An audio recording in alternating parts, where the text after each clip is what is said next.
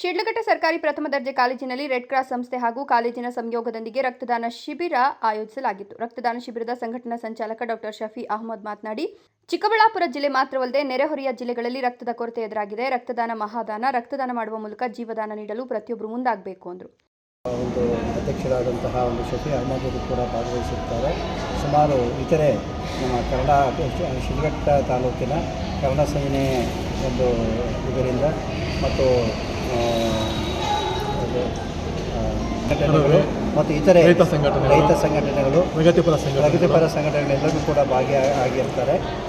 ಇದುವರೆಗೂ ಒಂದು 40 ಯೂನಿಟ್ ರಕ್ತ ಆಗಿದೆ.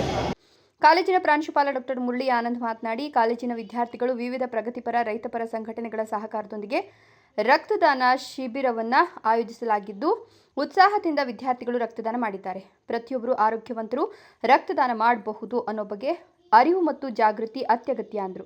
ಕಾಲೇಜು ಶಿಡ್ಲಘಟ್ಟ ಚಿಕ್ಕಬಳ್ಳಾಪುರ ಜಿಲ್ಲೆ ಜಿಲ್ಲಾ ರೆಡ್ ಕ್ರಾಸ್ ಸಂಸ್ಥೆ ಚಿಕ್ಕಬಳ್ಳಾಪುರ ಜಿಲ್ಲೆ ಅವರ ವತಿಯಿಂದ ನಮ್ಮ ಕಾಲೇಜಿನ ರೆಡ್ ಕ್ರಾಸ್ ಯೂನಿಟು, ಪರಂಪರೆ ಕೂಟ, NSS ಜೊತೆಗೆ ಶಿಡ್ಲಘಟ್ಟ ತಾಲೂಕು ಮತ್ತು ಆಜುಬಾಜಿನ ರೈತಪರ ಸಂಘಟನೆಗಳು, ಪ್ರಗತಿಪರ ಸಂಘಟನೆಗಳು, ಕರವೇ ಜೊತೆಗೆ ಹಲವಾರು ಪ್ರಗತಿಪರ ಸಂಘಟನೆಗಳ ಒಕ್ಕೂಟದಲ್ಲಿ ಈ ದಿವಸ ನಮ್ಮ ಕಾಲೇಜಿನಲ್ಲಿ ರಕ್ತದಾನ ಶಿಬಿರವನ್ನು ಹಮ್ಮಿಕೊಳ್ಳಲಾಗಿದೆ.